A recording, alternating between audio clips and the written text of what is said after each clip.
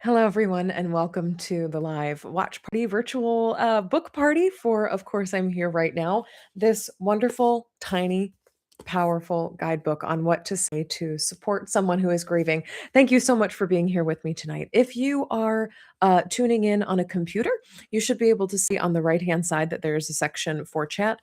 Something that I love doing at the beginning of all of these events is having you introduce yourself and then asking a question. This time, I would love to do something inspired by something that I am doing today. So let us know your name, where in the world you're calling in from. I know so many of you are international. And then anything that you do or wear or practice that reminds you or helps you carry a loss forward into the future. In Life After Loss Academy and across all the work I do, including my podcast, Grief Grower, we talk about that loss includes so much more than just death. We do carry our loved ones with us, we do carry people with us, but we also carry lessons that we learn from relationships. We can carry places with us as well. And so there's so much we can take with us in our day to day that helps us honor our grief in small ways, maybe other people don't see, but ones that are meaningful for us as well. And I can see the chat as it's coming through. So I will go first. My name is Shelby Forsythia. I am a grief coach, author, podcaster, and I am carrying with me both my mom and my best friend. I have a little ring that I bought a few years ago that has, I don't know if you can see this, little moon and little sun on it. My best friend who died was a Cancer, astrologically, and I was a Leo, and she always kind of saw herself more in line with the moon. And of course, as a Leo, I see myself more in line with the sun. And so that's something that reminds me of her. And then today and last night, I absolutely wore my mother's perfume for the live book event in Chicago. Yes, let's see. Sending you so much love from Seattle. Chris says, here to support. And then Christy says, happy book launch day. Yes, happy book launch day for this little guidebook. Of course, I'm here right now. As I'm going through this like workshop style conversation tonight, I invite you to put questions in the chat. I will be scrolling through and answering them at the end. These can be questions about the book writing process, the stories that inspired this book, how to use the phrases, of course, I'm here right now in real life, literally anything that resonates with you or comes up for you as you experience this. Last night at the book party here in Chicago, we passed out some index cards and people asked all kinds of questions, all the way from what was your mom's favorite color? Because people just want to know stuff about me and my mom. What is a good way to start, or questions to ask someone that doesn't want to talk about grief, which got us into some really good conversation. And have you noticed the folks you've shared this framework with using it out in the world already? So I can certainly answer some more of those here tonight. But I would also love to hear from you and what questions you have about this book and how to use it, whether on or with yourself as a grieving person, or with someone you are supporting through grief. I wrote this book, I designed this book with the express purpose of supporting someone else who is grieving through words. And then as I was writing it, I was like, I can see all the applications where you can, we talked about it last night. Of course, I'm here right now yourself to use it as a verb. Stop of coursing me right now. Don't of course me right now. Or I'm hearing myself right now, or I'm right nowing myself right now. Those are all wonderful things you can do, validating phrases you can use for yourself if you are forced to be your own comforter in life after loss. So often, especially if it's been several months or even years after the loss, people that we thought would be there for us or said they would be there for us kind of, not kind of, they do. They fade and they fall away. And a lot of the times we are forced to be the person who is grieving, but also the person who is comforting ourselves as we are grieving. And so, literally on page 10 of the book, there's an entire section called If You Are Supporting Yourself. And so, if the griever you're supporting is you, that's what it's called. If the griever you're supporting is you. And it's a whole section of like, here's how to read and go through this book if you are acting both as the griever and the supporter of your grief. Because I know my audience too. I know most of you all are here because you're grieving someone or something. You are not necessarily viewing yourself of I am in a supporter role, but and whether you are supporting other people in your friend or family group that are grieving the same person you are, or you are supporting yourself, this framework, and of course, I'm here right now, is helpful. Betty says, hello, Betty from Ohio. I'm grieving my son and a husband. I wear a fingerprint necklace and wrist tattoos. Congrats, Shelby. Christy says, joining from Minneapolis. Shout out Minneapolis. I'm grieving my parents and my husband.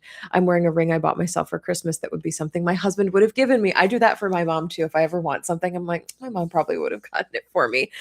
Christy says the flower arrangements behind you are beautiful. I saw them in the pictures you posted on Instagram. Yes, please behold. This is what I do when I am not grief coaching. I'm a florist.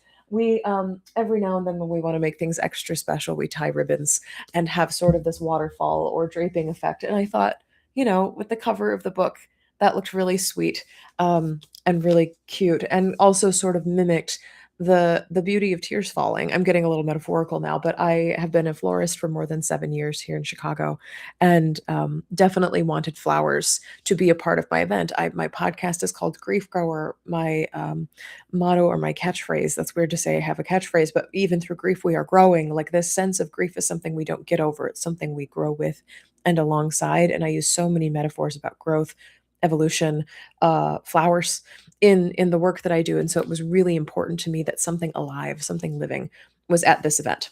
Okay, now that we're all gathered here together, I would love to sort of open up with the conversation, with the talk that I did last night at the event. This is, if I ever have the joy or the privilege of being on a TED stage, the talk that I would give. And it's the story of here's how, of course, I'm here right now became a book. This is literally the client event, the client story that was like, holy crap, this is the power of words and grief. And it's a really lovely overview of the framework of course I'm here right now, the three stories every grieving person tells themselves, and then three phrases and why they help. So I would love to take a breath, settle into this moment. If you have a cup of tea or anything you like, a lot of people were taking notes last night, so you're welcome to use a journal and a pen as you go along, but would love to hear your thoughts and feedback as this is coming. And of course I'll continue to read and answer questions from the chat after this talk. Here we go. A few years ago, I was on the phone with a grief client named Marie, who had experienced the heart-wrenching loss of a baby.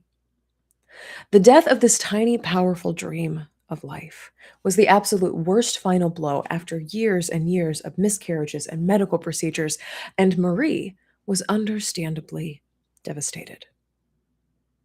This day, during one of our scheduled sessions, Marie was telling me a story about an acquaintance of hers who had recently announced her pregnancy on Instagram. This joyful, glamorized little baby bump with happy hearts and likes and comments and all had sparked agony in Marie, and she was wrestling vigorously, trying to figure out how to contort her heart into a position where she could be happy for her friend. To top it all off, this friend, named Eve, had not always been the nicest person in Marie's circle of friends and family. And Marie wondered, why did Eve deserve a healthy pregnancy while I have had to endure the life-shattering loss of multiple babies? It did not make any sense. First, Marie felt gutted. Then she felt ashamed. And as I was on this call with her, I listened as she meticulously laid out two stories, two cases. One against this other woman's joy, and then another almost immediately against herself for feeling so hostile towards it. She said things like, I should be happy for her.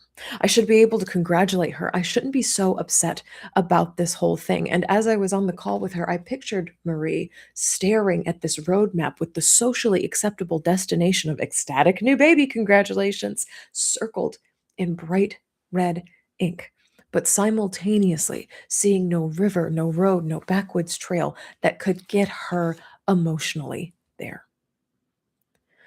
When Marie stopped sharing, I took a breath and said, of course you would be upset that someone you don't really like is pregnant.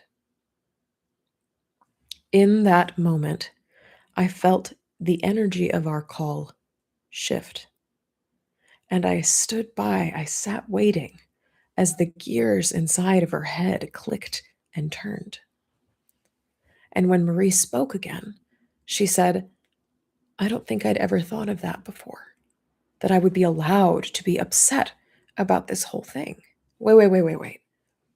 I'm not being ridiculous? No, I said. In fact, that sounds really normal to me. In one instant, Marie stopped spiraling, and instead of telling herself this story that she was crazy, she saw herself through a much more compassionate lens, one where she was not broken or alone, one where she was grieving, and that was okay. This single moment is when I discovered the power of words all by themselves to transform our experience with grief. In more than 10 years of supporting people in life after loss, whether they are grieving a death, a divorce, a major diagnosis, I have noticed a pattern. Grieving people tend to tell themselves one of three core stories. See if these resonate with you. I'm crazy. I'm alone. My life will be like this forever. Crazy, alone, forever. Crazy, alone, forever. Crazy, alone, forever. These are the records that grieving people have on repeat inside their heads, and they are reinforced by things as large and systematic and federal as a wimpy 3-day bereavement leave for biological human relatives only, and things as intimate and personal as a longtime friend ghosting a grieving person just 1 month after the funeral. That may be your experience. The story, I'm crazy, was Marie's main story and can show up in statements like, no one else feels like this. Something must be wrong with me. I should be over this by now. The second story, I'm alone, is the number one story reported by grievers worldwide and can show up in statements like, no one gets how I feel. Even in a crowded room or a crowded house, I am all by myself emotionally. Or everyone has stopped checking in on me. The world has moved on without me. The last story, my life is going to be like this forever, can be a subtler story for grieving people, but can show up in phrases like, I fear this pain won't ever end. I'll never feel joy again. I cannot see a way out of my grief. And whether a grieving person is 5 days, 5 months, or 5 years out from a devastating loss, they are telling themselves one of these three stories. And these stories are important not just because they inform how we grieve, but they inform how a grieving person sees themselves, how they show up in relationships, how they do their jobs, and what they believe is true and possible about themselves and their future. It is a very hard and lonely place to be. Crazy, alone, forever. And here's the part we don't talk about enough that grievers would most like the world to know. When a griever experiences a devastating loss, they don't just grieve the main event, like the death of a loved one. They also grieve the friends, family, coworkers, neighbors who fall away or fail to meaningfully comfort them because they don't know what to say. Grievers do not want to be abandoned. Supporters, for the most part, don't want to unintentionally disappear. But in the silence that exists between them, relationships weaken and fracture and often end. In all of my years as a grief coach, here's the thing that has surprised me the most. For as much as these three stories, I'm crazy, alone, forever, these words inform how a grieving person experiences loss, words are also the fastest way to interrupt and change these stories, not only to comfort our grieving friends, which would be reward enough, but also to rewrite a new story, one where our grieving friends are not crazy, where they're not alone, and where they are able to move forward with us by their side. And the best part about words, the reason I love them so much, is that you do not need money or a therapy degree or even in person proximity to a grieving person in order to use them. Said very, very simply, words are the best, most powerful, free grief support tool that we have. They are immediate, they are portable, and they are repeatable. Whether you are sending a text or talking to someone in person, hopping on a video call, or pulling up a Zoom on your computer, writing an email, sending a handwritten card, saying something with a hug, or transmitting a message over hundreds of thousands of miles, words are far and away the very best way to comfort someone who is grieving. But what words do we use? Not the ones pre-written in a Hallmark card, and not the crappy garbage ones that society teaches us, like time heals all and everything happens for a reason and God just needed another angel. No, no, we don't use those. Since that one conversation with Marie, I have developed three simple phrases that work for any kind of loss, any time frame since the loss, to support someone who's grieving. And if you haven't already guessed, the three phrases are, of course, I'm here right now. Let's walk through them together.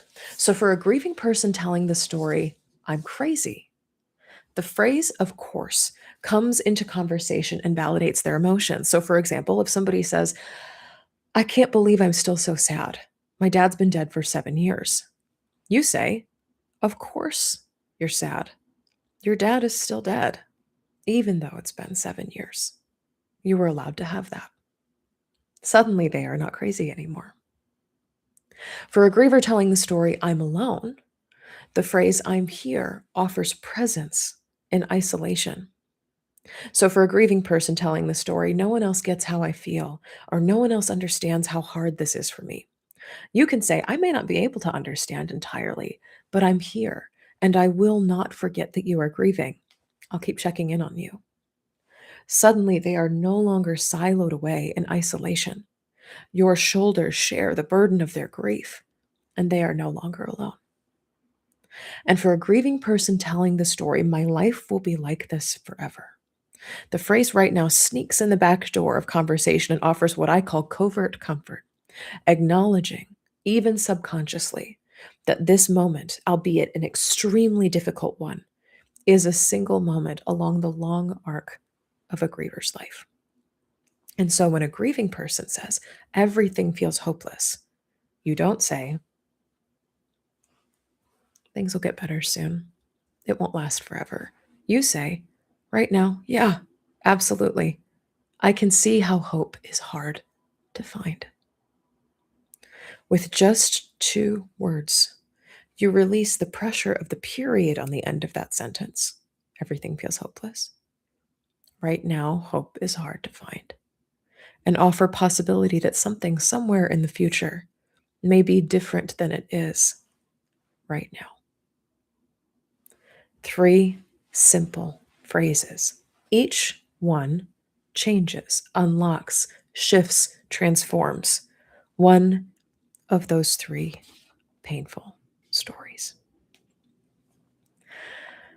Something I love is that we can use these three painful stories for all types of loss, no matter how long it's been, and on every single medium where words are shared, from condolence cards to video calls to text messages and social media. The validation of course, reduces shame and self blame. The presence of I'm here decreases isolation. And the time anchoring of right now reduces overwhelm. That is such a gift that you can give to somebody in life after loss. And instead of arguing with your grieving person, you're not crazy. It's okay. You're not alone. Look on the bright side. It won't be like this forever, which contradicts their lived reality and shows them that you really do not get how grief works. Each of these three phrases, free phrases, and three phrases come alongside them in their pain and sit beside them there. So the next time that someone you care about is grieving, whether they have lost a dog, a job, a relationship, a loved one, a family member, or a dream, something I want you to remember is that you do not need to take away your griever's pain or fix it for them. In fact, you probably can't. But you can make them, you can help them feel less crazy. You can help them feel less alone. And you can create a world between you where the pain of this moment does not last forever.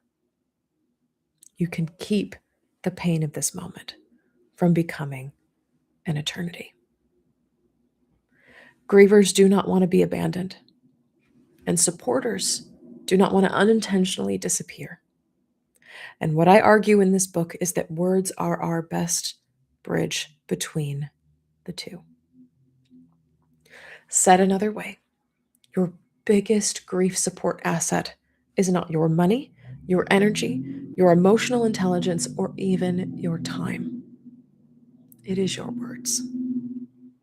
And you do not need the perfect, profound speech like the end of a movie. You do not need platitudes. You really don't need platitudes.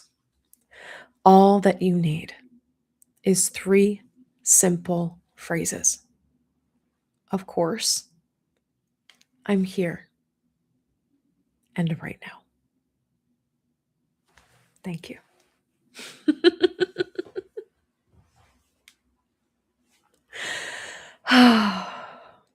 I love talking. I love talking that thing every time. I love sharing the thesis of this book every time. If you want to hear one of my favorite moments from the book party last night in Chicago, a group of friends who has known Tammy forever, we call ourselves the Love Squad. About half of them were able to come. And they all came up to me. They're like, "How long did you practice that speech for?" And I said, "I probably ran it about 30, 40 times." And I said, "Do you want to know who the most frequent audience member was for that?" And everyone pointed to my wife. And I said, surprisingly, no, it was Buttons. And Buttons is our family cat. She is a fat striped tabby, and I love the hell out of her. And she sat on our couch with her little head on her little paws. And every time I made a hand gesture, she'd look up with concern and then put her head right back down and keep listening. But I ran lines over and over and over again for that. So I was able to memorize it for the talk for last night and for you all. I did have a little paper I leaned on today. My brain's a little tired. It's been a long 48 hours. But that is in 10 minutes the thesis of course I'm here right now. What I didn't want to do was create a book that was so full of jargon and so full of overwhelming language of like, you could use this script in this situation. If they lost a dog, do this. Or if they're going through a divorce, flip to page 73. I did not want to create a choose your own adventure for life after loss or something that would be so overwhelming to supporters that they're like, this is too much. I don't know where to start. I'd rather say nothing at all. So what I did was notice in all the grievers that I've worked with across 10 years, I'm like, where can I find patterns? Where can I find words that consistently work across all types of losses, all time frames since the loss, and across all types of media, whether text message, email, in person, video call, sending a condolence card, whatever the case may be. And these three phrases, of course, I'm here right now, kept coming up over and over and over again. And I have used them with myself. I have used them with other people in my life who are going through loss. I've been using them with clients for many years. And every single time, they work. And one of the questions that we got last night is what do you do if you're not really close with a person who's grieving? If you're a professional supporting them, if you're kind of like an acquaintance or a neighbor or something like that, maybe you're not as intimate and personal as saying, like, I can see how hope is really hard to find right now. You might say something like, if you're a doctor, practitioner, example, you have a more professional relationship with them, you could say something like, the last time you were here 6 months ago for your dentist appointment, you had just experienced your dad's death. Have you noticed that impacting your health in any way right now? And frame it as, in this season, in this moment, have you noticed an impact on your dad's, regarding your dad's death on your health? Can be dental, can be anything else. I'm here to listen. I'm here to support you. I know we don't see each other often. I care about you. I have not forgotten that you're grieving. That's another way of saying I'm here. I have not forgotten that you're grieving. I've been using that left, right, and sideways. That's one of my all-time favorites. It's Mother's Day's coming up. I have not forgotten that you're grieving. Yeah, one of my favorites. Betty says in the chat, I've already sent a message using, of course, yes. And we'll get into that. One of my favorite parts about each chapter of the book, let's talk about the roadmap, the layout in here. Also, please behold, I saw this on TikTok 2 days before my party where a new author used a copy of the book at her book launch to have everyone who was in attendance sign. So I had everybody sign like a yearbook. The layout of this book, it could not be more simple. The opening is, here's why words are so important in grief. Basically, the argument, the defense I just gave you in my 10-minute speech was like, here is why words are important. Here's what to do if you are insecure as a comforter, because that's something that a lot of people don't feel secure in doing. They're like, I'm not a therapist. I don't know what to say. I don't have the words. I'm afraid of getting in too deep to their emotions, and I don't know how to manage mine. So I address all those questions in the beginning. And then the second section is all about the three stories: crazy, alone, forever, and how to spot them in your grieving friends and family members out in the wild. I invite you first to practice in movies and television. You can see a lot of examples of movies, television, whether sitcoms, dramas, uh, rated R, rated G. You can see a lot of examples in media of people telling themselves the three stories: I'm crazy, I'm alone forever. Um, One of my very favorite TV shows of all time, and if you've known me long enough, you know about the Golden Girls. There are so many grief themes on that show, and every single time I watch it, I'm like, oh, she thinks she's crazy. Oh, she thinks she's alone in this. Or she thinks this is how her life is going to be forever. One of my very favorite episodes, and this can be qualified as a loss event, where a door is closed to you and you cannot get back to how life was before. Blanche, Rue McClanahan's character, is going through menopause, and she is absolutely devastated because her sexuality and her femininity are such important things to her. And at first, she thinks she's dying. And then she says, it's worse. It's much worse. I'm going through menopause. And her friends encourage her to see a therapist before the end of the show. And she's convinced that going through menopause because of her family legacy is a kind of curse, and that she will be doomed to live a life of being less beautiful, less feminine, less like herself forever. And she doesn't say it in those words, but she talks about the curse, this legacy that her other women in her family had passed on, a thing to be afraid of. And because menopause is a permanent event, talking about how this is going to impact the entire rest of her life. What a difference it would have made if the therapist hadn't invalidated her emotions, which he does on the show. He's a 1980s man therapist, so you can imagine from there where that goes. But instead had said, yeah, right now I can see how it feels like the world is ending, because life as you know it is ending. Life as you know it as a woman is no more. That's a really real thing that you're going through right now. I'm here for you. Of course you're feeling like this. Wouldn't that be amazing if that was a substitution? I've seen people use this in Schitt's Creek. I've seen people use it for Friends, the Gilmore Girls. These are kind of common, popular grief shows that a lot of people watch. Even things like, I had a client once love the show Law and Order SVU. I'm like, I don't know how this is necessarily helping you move through grief, but like, you do you. And she was like, it's the predictability. There's always like a conclusion. There's a system to how each episode works. It's very logical, which can be helpful for grief. But even there, you can find grief stories of victims or even prosecutors saying, I'm crazy, I'm alone, life will be like this forever.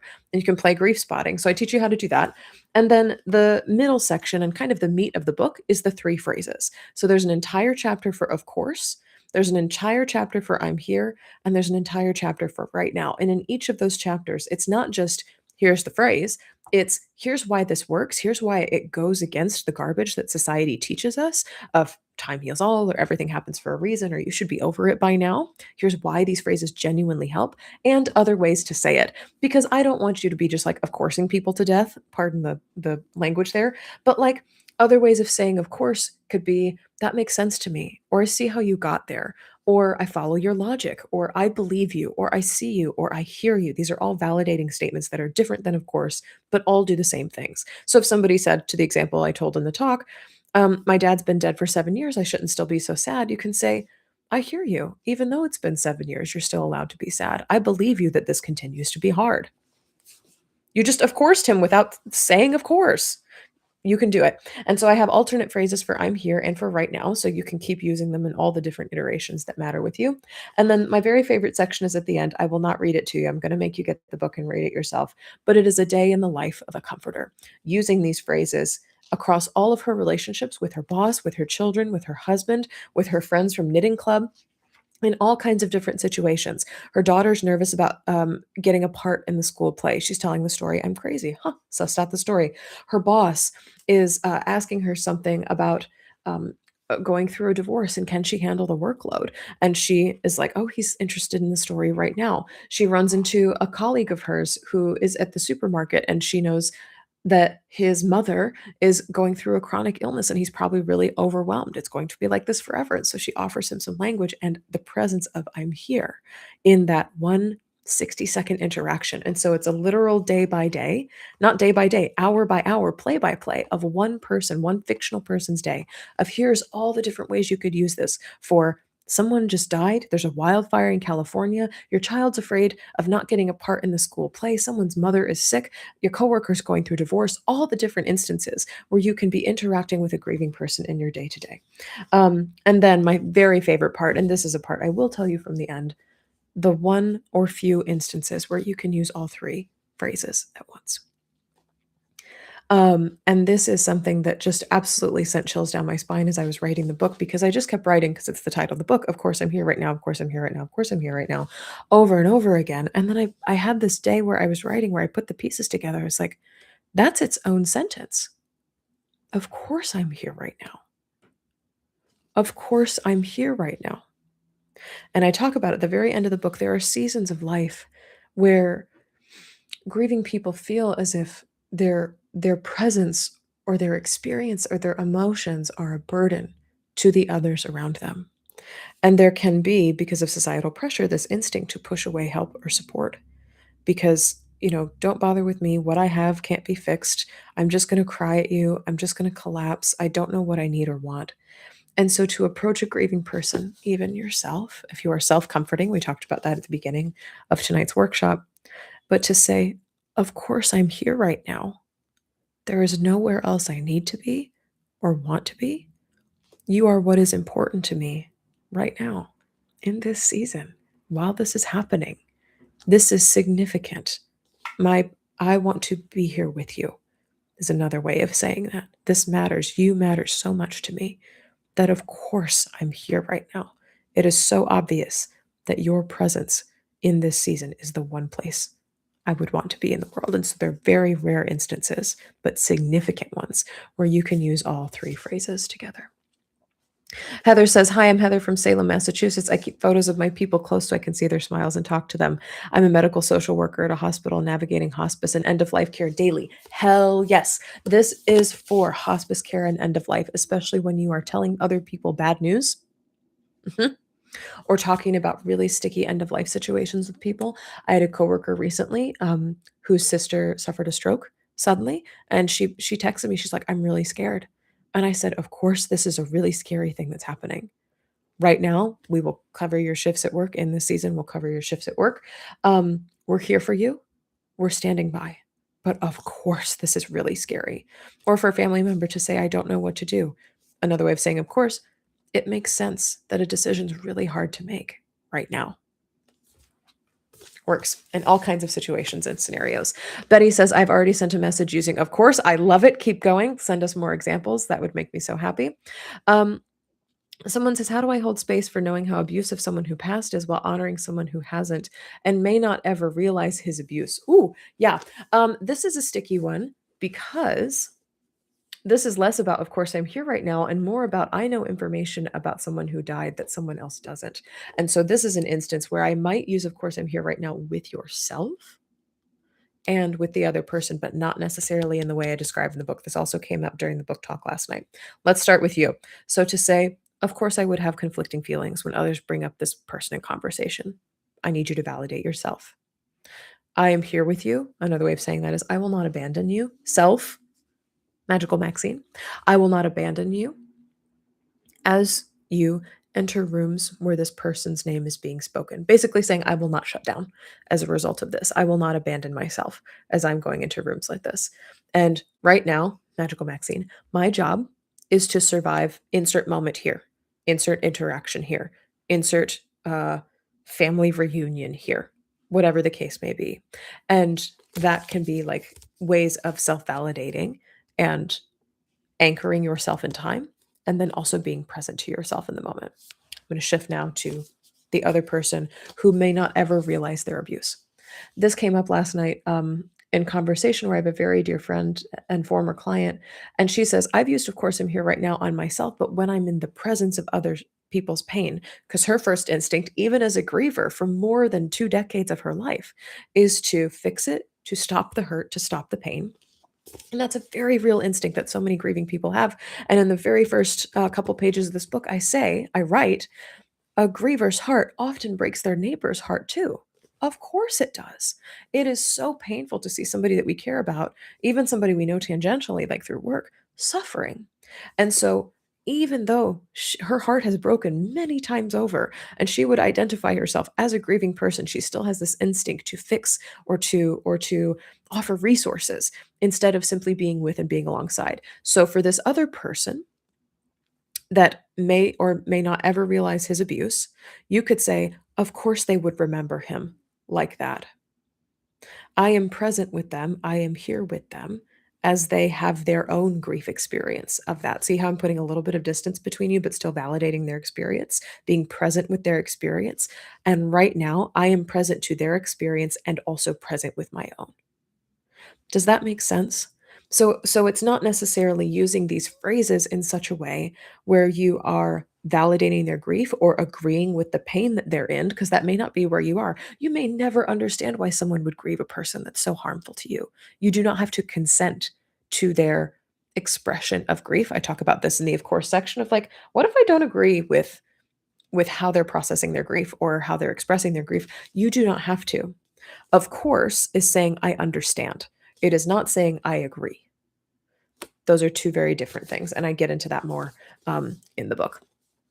Let's see. Life as you know it is no more. Yes. Whoa, that hits hard. Yes, and I talk about and of course I'm here right now, but also across all of my work that a grief event is simply defined as a door you go through or a threshold that you are forced through by some kind of loss, and then there is a life you can no longer access back there.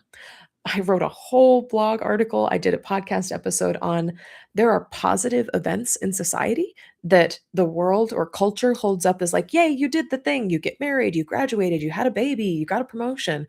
There is also grief involved in those things because once that happens, you can never return to the life you knew before. When you graduate, you may grieve college friends, the neighborhood that you lived in, having access to like a walkable neighborhood of a college campus and all of the activities that surround it for free by and large, except for tuition. When you have a baby, you grieve even if you want the baby, even if you really, really, really want to be a parent, and this is a big dream of your life. You can grieve sleep, you can grieve energy, you can grieve life uh, before when there was a time when the only person you had to look out for in the world was yourself and not constantly have a radar for this other living thing that is now under your jurisdiction forever. You can grieve that. When you go from singlehood to married life, you can absolutely grieve the freedom, decision making, not having to share space. That can be a thing worth grieving in singlehood. I even say that puberty is a grief event. There is a former body that you can no longer go back to, that you may have liked more than what it means to be an adult in the world. And so I'm kind of so much of the work that I do is kind of breaking open people's brains to be like, grief is everywhere. You can grieve anything and everything. And that's not to overwhelm you and be like, you should be grieving all the time. We certainly could. Not in today's world with capitalism and blah, blah, blah. But like, there is so much we are grieving and don't even have language for it yet. And so if you have a friend or a family member that says, I just got a promotion, why am I so sad? You can say, it would make sense to me that you're sad. Your desk got moved around the office, or you're no longer managing that team you really liked, or your day to day looks different, or you're required to travel more, whatever information you know. It makes sense to me. Of course, you would be sad, even though this is a really happy thing. I'm here for you in this season as you figure out how to cope with it, or your next steps, or how to settle into this new role that maybe you very even much wanted. You can, of course, I'm here right now, not just through life's miseries, but through its successes as well. But yes, life as you know it is no more. That can apply for extraordinarily griefy events, realities that you never wanted to happen, people dying, breakups, diagnoses that change your physical, emotional, mental, spiritual self. And you can also grieve the things that the world sees as accomplishments.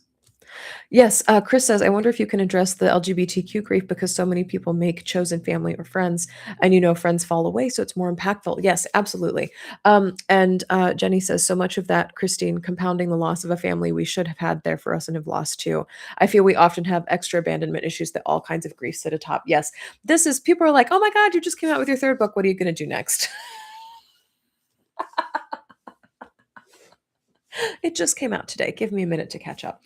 And also, the thing I do want to do next, if anything, is write about queer grief because it is not something that gets discussed enough, and it is a huge, huge topic of conversation with many, many layers. It is a grief event to come out It is also a blessing to come out. It is a grief event to stay in the closet. It is a blessing to stay in the closet and many different events. There are things you must grieve about your physical self, your emotional self, your mental self, your spiritual self as a queer person. There are relationships you must grieve, sometimes that you do not want to grieve. You do not want to lose them, but you must in order to retain yourself. And then there are all of the societal garbaggio that comes along with that of like you must be biologically related to someone in order to take time off or be allowed bereavement time from work, and that's just for full-time employees. Part-timers and hourly workers still get nada in at least the United States. A lot of what I speak about in this book applies to the United States and how we have structured society here, which is not my favorite for grief. But yeah, absolutely. I think we can say, of course, queer people would have it harder when it comes to grief. It makes sense that they would grieve chosen family as much as or more than family of origin, especially family of origin abandoned them. And right now, we exist in a society that does not honor that to be true. So, how do you offer comfort with all of that being real? That's something you can absolutely use this book for. Chris says therapist will tell you that naming it changes everything because then you can address it. Yes, this is. We talked about this last night in Chicago as well, but something that I tell other people who are interested in becoming grief coaches or writers or professionals in any capacity is that you will not necessarily know what you specialize in when you start. When I first started doing grief work in 2016, I took a certification to become a grief recovery specialist. I no longer practice it. You can learn more on my website about why. But I learned a method that I taught and passed on to other people who were grieving and had little meetup groups and things in Chicago pre-COVID. And I was kind of just teaching and talking about generic topics related to grief. I still talk about the large umbrella of grief. Pardon me, because that's what I prefer. There are people who do mother loss. There are people who do LGBTQ grief. There are people who do pet loss. There are people who do miscarriage, divorce, chronic illness diagnosis. There are all kinds of grief professionals out in the world. I knew I didn't want to specialize in the type of loss I was talking about. But as I have continued this work, my audience has told me what I specialize in. And this has been the blessing of being a grief coach for almost 10 years now, I'll be 10 in August, is that Shelby, the thing you help me the most with is words.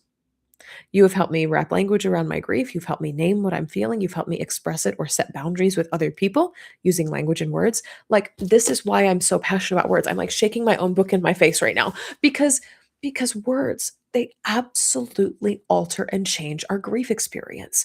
We and I talk about this in the book. There's a whole story in here about you can ask any griever what's the most, pardon my French, what's the shittiest thing someone has said to you in your grief?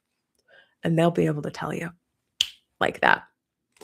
You ask any griever, what was the most helpful thing someone said to you in grief?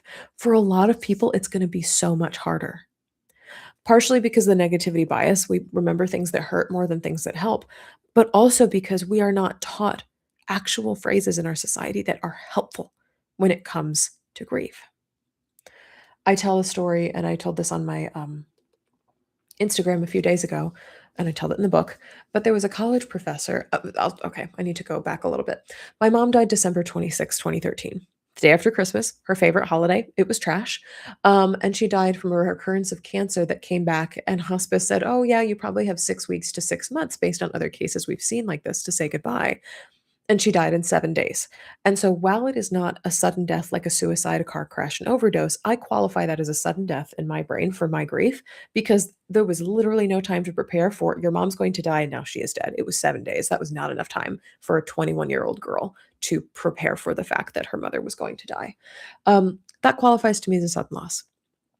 My parents' biggest wish was that I return to school after her death. She died over winter break, which was like kind of weird and convenient, but like awful also, because I spent my whole break like watching my mother die, and it was like, "How was your Christmas?" And I was like, "It sucked." Like I don't know what else to tell you. Um, I went back to school that final semester. I drifted through it. I was so in shock. I remember about a week's worth of time from that 6-month time period that was just blackout for me. And that is a shock response that is true for so many grievers. One thing I do remember very vividly is 2 months to the day, February 26th, after my mom died, I was in some sort of honors class. It was like studying political movements, blah, blah, blah. I had to earn a credit for something. Suffice it to say, I don't remember a lot of what was taught, but it was about how politics shape society. I probably should have paid a little bit more attention considering everything that's happening now. But the topic that we were learning that day was about the deaths of major political figures: JFK, Martin Luther King Jr., specifically assassinations, but like other instances where major world leaders had died and how that influenced the shape of politics. And what the professor was showing us on television was political funeral after political funeral and horse drawn carriages and hearses. And it was all just like, it was too close, it was too much, and it was on the 2-month anniversary. I simply could not take it. And so I didn't make a scene. There were only like 15 people in the class. I didn't make a scene. I just started crying. And so I took my phone and my binder and my pens and I like walked out of the class and I just sat in the bathroom until class was over. I was crying, just trying to dab my face.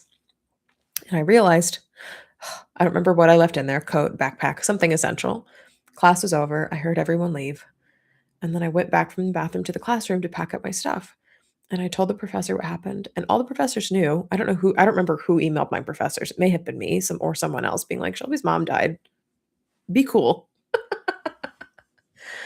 I was packing up my stuff and I was like, it's the 2-month death anniversary, and all these funerals were just too much to take. And I don't know. I wasn't who I am now, so I don't know that had the words to describe what I was feeling. To Chris's point, if like you name it, it changes everything. But I remember my professor looked at me, this much older woman who had probably seen some losses in her life, and said, "We know you can't be sad forever." And I remember just like it was like all of my blood dropped into my feet. Like I felt like rooted to the floor, and then like a cold came through the room, and I was like, that was that was not what I expected. And it was probably like one of the worst things that anybody's ever said to me in my grief. And how I talk about it, and of course I'm here right now, is like what a difference it would have made if she would have said instead, she would have read my book, 13 years ago when it didn't exist yet. Oh my gosh, of course, watching political funerals 2 months to the day after your mom's death would be devastating. I'm here for you. I'm sorry that happened. I put it on the curriculum, but I didn't realize, whatever. She didn't need to apologize. I wasn't looking for an apology. But like, I'm here for you. I'm with you. I haven't forgotten that you're grieving. Would have been a great sentence. Is there anything I can do right now to make this grief or the experience of being in this class as you grieve your mom softer for you? What a different world we could all live in if this was how people responded to loss. This is why I wrote this book. I am on a mission. I hope you will join me. If you've not bought the book already, please go buy it. To create a world where everyone has the words to say to someone who is suffering, whether through the bus splashed mud water on my favorite dress, and that is a small daily grief, to someone I love just got the news that someone they love has died. I'm not ranking losses necessarily, but you get the idea. This language is applicable to all kinds of losses for all kinds of suffering across all mediums. You can put this in the comments on social media. A very dear friend named Miranda Malone, and she is known as the mother loss therapist. She buys herself flowers from her mom every Mother's Day from her local florist and tells the florist, I don't care what kind of flowers you send them anytime during Mother's Day week. I've written the card already, so you don't have to do it, but I would just like to feel surprised, like my mom is still sending me flowers. And the people in her Instagram comments who are yelling at her about, you're just using your mom's death for clout, and how dare you take advantage of a small business. She paid for the flowers, but like, I can't believe you're dwelling on this. She died when you were 5 months old. You don't even remember her. Blah, blah, blah, blah. What a different world we would live in if they said, it makes sense. Of course, this time of year would be hard for you. I'm here for you as you remember your mom, even if I didn't get the opportunity to know her. Right now, in this season, I can imagine it's hard to be a motherless daughter. I get it. Or even if I don't get it, even if I don't understand, I'm here. I haven't forgotten that you're grieving. I'll keep checking in on you. The devastating part is that it's not rocket science. But the good part of it, now there's a manual. And I don't mean to say I'm not here to save the world. I hope, I pray, I am manifesting that this is just a jumping off point for all the different ways that you are going to figure out how you uniquely comfort in the world. This is your 101.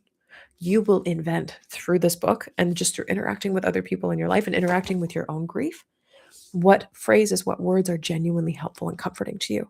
You may be inspired by this. You may be inspired by something else. Go watch Schitt's Creek. Go watch The Golden Girls. Go watch other comforting phrases that people say to each other and say, "Huh, that sounds like that could work for me or for someone else I know," and write it down in a little log, a little journal that you keep of tips to comfort someone who's grieving. Put it in the margins of this. I don't care if you write in here. I am a dog earer and a highlighter and a writer inner for my books, not things that belong to the library, please. But yes, absolutely. Someone said, send this book to a high political man. I know that's kind of a joke, maybe. I also struggle to read sarcasm well. I'm neurodivergent, and so I struggle with that. I said very earnestly in the unboxing video for this book on YouTube, which you can go watch on my channel, Shelby Forsythia Grief Guide. I said, I want even half of the world's politicians to read this. We would no longer live in a world of thoughts and prayers. I'm just saying. We would no longer live in a world of violence is not tolerable on our streets. Violence is happening already. Horrific things are happening all the time, every single day, on a global level and a personal one. To say instead, of course, this community is scared. I'm here for you, literally, and then follow up. We're here for you. This administration is here for you. Whether financially, logistically, socially, emotionally, mental health wise, physically, healthcare, whatever, as we figure out how to cope with it. And right now, this era of our country is a hard one to live through. I ain't saying, I'm just saying. If you have connections to politicians, please mail this to them. Somebody said, ouch, I bet that hurt bad. Yeah, it sure did. And it got worse because I keep reflecting on it years and years later. Like I knew it was bad in the moment. I couldn't put words to why, but now that I'm older and I have words for things, I'm like, yeah, that was really bad. That was a really bad thing for a professor, someone who was probably 20, 30 years older than me at least, to offer to me 2 months fresh into my grief. Somebody says, yes, and thank you, finally. Somebody else says, well said, thank you. Christy says, I agree, Shelby, about the politics. I'm so tired of hearing thoughts and prayers in response to horrific events. It feels like nothing. Just like for many grievers, sorry for your loss feels like nothing. Sorry for what? Sorry for who? The dead person's name is not even in there. Sorry for your loss. You could lose your keys. Sorry for your loss. You could lose your wallet. Sorry for your loss. Specific. Get specific. It breaks my heart that insert their name died. I can imagine, or I suspect, or it makes sense to me that you would miss them deeply. There's an of course statement. I know you talked about them every day. I'll keep checking in on you. I'm here as you continue to grieve their loss and then follow through. And then later, I know Mother's Day is coming up, Father's Day is coming up, this other graduation season when all the other kids would be graduating, your kid's not allowed to graduate. I know this season can be really hard. Right now, I'm here for you in this. Mix them up, change the order, add your own twist to it, do the whole thing. Yes, absolutely. And then Betty says, what's even worse, though, is when nothing at all is said. This has been my experience. This is the book that hopefully will change all of that. I cannot go back and change all the times that people have said nothing to you. That is what breaks my heart, but very genuinely. And I think those 3 fears, I'm not a therapist. I don't have the words to say, so I say nothing. Or I'm afraid of getting in too deep emotionally, so I'm going to say nothing. These are all reasons that people don't offer words to someone who's comforting. And I talk about all 3 of these things in the book. And here's how I'm going to give you a little bit of trivia and then some calls to action, please. So bear with me. This is why I titled this book this way. My publisher was like, are you sticking with the title? Of course, I'm here right now. I said yes. I insisted. I was like, not only is it the 3 phrases, but now I've discovered it's its own sentence. Of course, I'm here right now. But then I said, let's play with the subtitle. What are people searching for on Google, online? What are they asking their therapists? What are they typing into their phones into ChatGPT late at night trying to solve? And it is what to say to someone grieving. And my pride in thinking of that as a marketing brain. I majored in marketing as I was in that politics class about political funerals that I somehow didn't need to remember. 3 actually helpful things to say to someone grieving. If anyone Googles what to say to someone grieving, guess what comes up? This. My free supporting someone series on YouTube. All the articles I've written based on what I've written in this book that are available for free. And then the call to action at the end is buy this book. There's more. There's way more in the book because I am so darn it, like I am so insistent that this world get better at grief. This is the legacy I want to leave in the world. Gosh darn it, I want to leave this world better than I found it. And my best contribution, based on what my grieving clients have told me, based on what other grief professionals have told me, based on what my friends have told me, is changing the words people say to address grief. This is the legacy I'm here to leave in the world. With that said, please let me know in the comments if you have this book in your possession already. I know at least one of you does because you DM'd me on Instagram and you have read it already. Thank you so much. You know who you are. Please let me know if you have this book already. Did you get the hardcover? Did you get the ebook? Did you get pre-order the audiobook, which is coming out in mid-April, which I narrated? I flew to New York and insisted I narrate this myself because I've been podcasting for 7 years. I'm like, it will be weird if people don't hear it in my voice. So this is in my voice. If you would like to go listen to it. And I know sometimes for grievers, listening is easier than reading. Listening is a form of reading. I'm also an audiobook listener, but sometimes it's easier to hear words spoken to you than it is to actually read them on paper. So there you go. You can have it as an audiobook. It's available on Amazon, Bookshop, Barnes& Noble, Hudson Booksellers. Libro FM is an audiobook seller. Audible is as well. And someone told me it's now on Spotify Premium as an audiobook. If you have Spotify Premium and access to audiobooks, you can pre-order the book there. Let's see. Susan says, my copy arrived yesterday. Betty says, yes, I'm halfway through. You're the person who DM'd me. So I was thinking of you. Heather says, I just bought it. I'll have it tomorrow. Christy says, my copy arrived on Friday from Bookshop. And somebody, middle of Missouri or Minnesota. I never remember what MI is. Geography is not my strong suit either. Hard copy. Middle of MI. Oh, Michigan. Middle of Michigan. Hard copy. Yes. Okay. This is last 5 minutes here. Also, if you have any questions, drop them in the chat. Happy to keep answering more as we go. Here's what I would like you to do next. You bought this book for yourself. If you cannot afford another copy, and I'm going to start here because accessibility is so important to me in grief. If you cannot afford another copy for yourself or someone else, Google what your closest library is, if you do not already know, and request this book at the library. 2 reasons for that.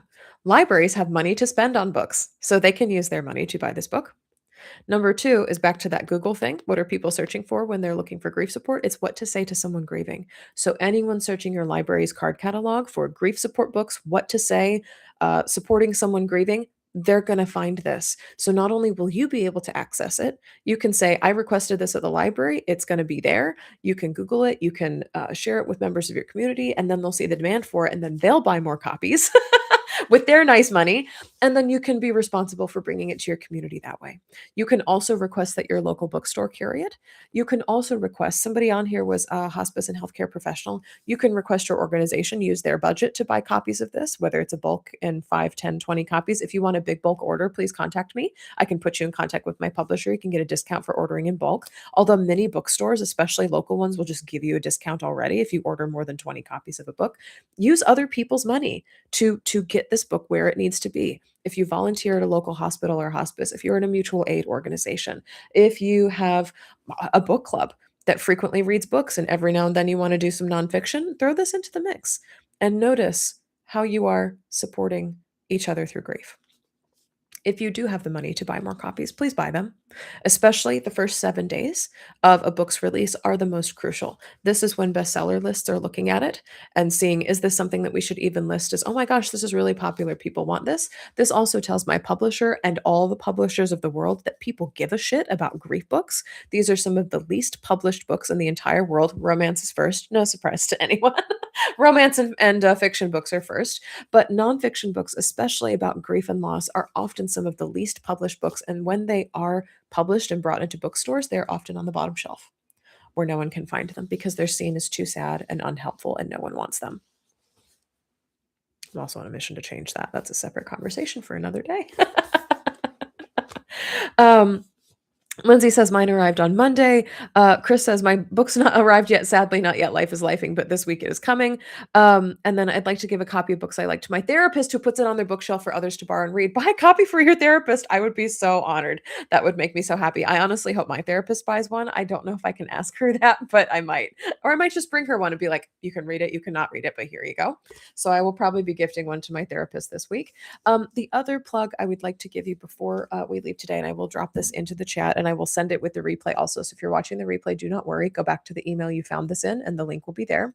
There is a free book club for Of Course I'm Here Right Now, where that I am leading. It is an online book club just like this, where we're going to be hopping on together and discussing each chapter of the book, chapter by chapter. This starts on April 15th, which is in about 2 weeks from now, and it will happen every Wednesday around this time online. And again, if you can't attend in person or like while it's live, a replay will be sent out of every single week. And so we're going to do the first two chapters first. Then we'll do, Of Course I'm Here Right Now. And then we're going to do the last chapter. And so across the course of 6 weeks, we will go through the book. It is a very short read. My publisher and I both committed to keeping this on at about 200 pages, which is shorter than most novels. And a lot of people have been emailing me and DMing me and texting me, being like, I read it in one day. I read it in one night.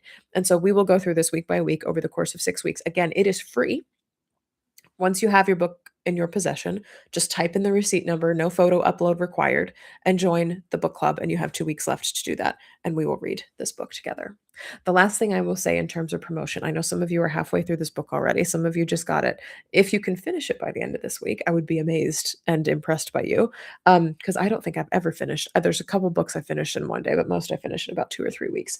The very best thing and the most helpful thing you can do to get this book in front of more people's eyeballs, besides requesting it at the library, besides gifting a copy to your therapist, besides asking your local hospice or hospital to buy it, is to leave a review on Amazon. I know we live under capitalism. I know that Amazon is responsible for a lot of grief garbaggio, especially in the United States, but also in other countries. And as of right now, it is the biggest search engine for books worldwide. And people who are searching for what to say to someone grieving, comforting books as someone being there for someone after a loss, what is helpful to say after a death, they'll find this. It's one big search engine. And the more reviews that exist under it from people who have bought the book on Amazon, so make sure you're a verified purchaser.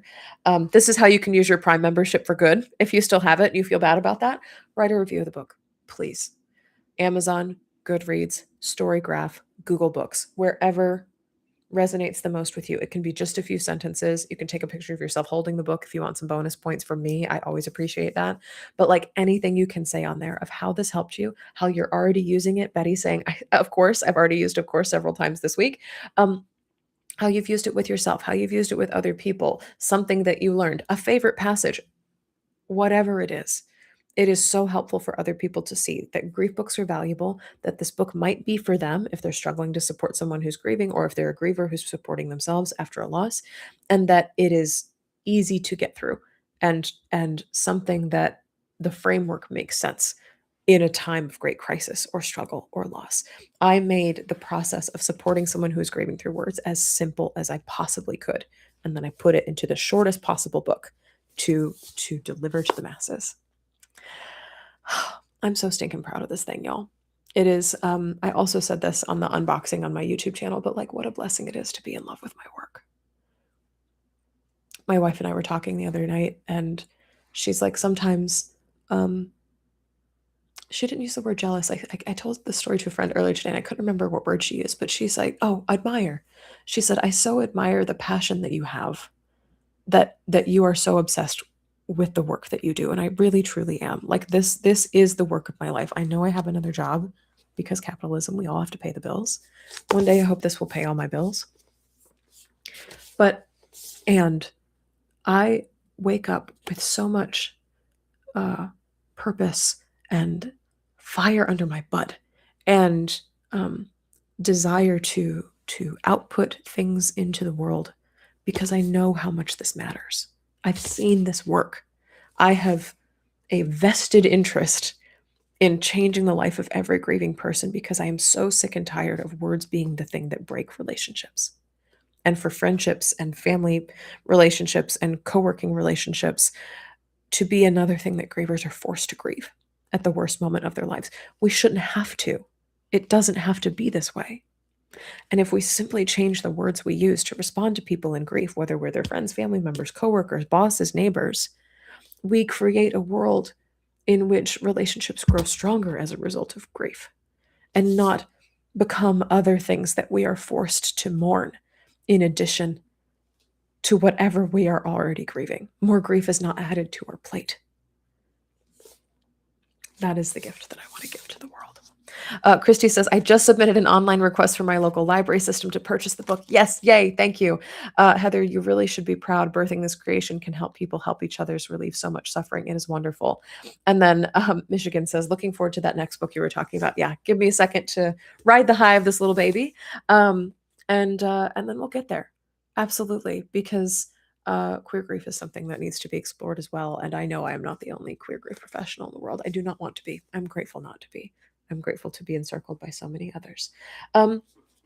Okay, I told you I wasn't going to read you anything from the end, but I am. I'm going to read you the very last bit of the book. So if you don't want spoilers, you stop watching right now. This is a blessing from me to you. Page 224. Dear Comforter, you now have the words you need to comfort someone who's grieving. You have the tools you need to be a better friend and supporter in all realms of your life. And you can play an active role in building a world in which everyone knows what to say to comfort someone in the throes of life after loss. May you keep these 3 phrases close at hand and heart and top of mind. May you see griefy interactions not as obstacles to fumble through, but as invitations to reach out with humanity, compassion, and care. May you notice the grief present everywhere, in everything, and grow in confidence as a sturdy source of comfort in the face of pain, especially in places and spaces where pain is forced underground. May you know and respect the limits of your capacity and practice comforting yourself as you offer comfort to others. May you, when your own time of grief comes, receive comfort with the same grace, intensity, and magnanimity as you give it, learning more about yourself and the practice of comforting with each interaction. May you build all your relationships on strong foundations of validation and connection, remembering that the literal roots of the word comfort means to be strong together. May you remember that while words are incredibly powerful, so is the act of trying to find them. May you trust in your own ability to comfort and always have your eyes open to how your words are making the world a kinder, more loving place to grieve and to live. You've got the words. Now go make the music. That is the very last 2 pages of Course I'm Here Right Now. And once you read everything that is inside, you will know some of what I meant. But even now, I hope you take that with you beyond this space, beyond this workshop, beyond this call. I am so, so honored that every single one of you tuned in tonight. Thank you for tuning into the replay if you did. I'm going to send out the replay tomorrow, of course. Of course. If you have more thoughts for me, please reply to the email. I respond to all of my emails personally. I'm a one-woman show. And if you haven't already, ordered a library, requested at a hospital, give it to your therapist, buy it for a friend, put it in a little free library. I do not care. I do not care where it goes. I care that you buy it. I care that you read it. I care that you practice it. I care that we change the world with words together. Everyone says, thank you for sharing tonight. Beautiful. I'm weeping grateful tears. Thank you so much. Thank you, all of you. I am so honored to share space, a planet, a lifetime, a world with you. I could get really mushy, even mushier than I have been. But that's what I have for you. This is it. Thank you, Susan. I see you here. Proud of you, Shelb. One of my Love Squad members is here, IRL. I am just so fucking delighted to bring this to life and so grateful to share it with you. So with that, I will close out with the closing that I give on all of my podcasts. I see you. I am so, so proud of you and the work that you're doing in the world. And I love you so much. because even through grief, we are growing. I will keep seeing you as I see you. Bye, everyone.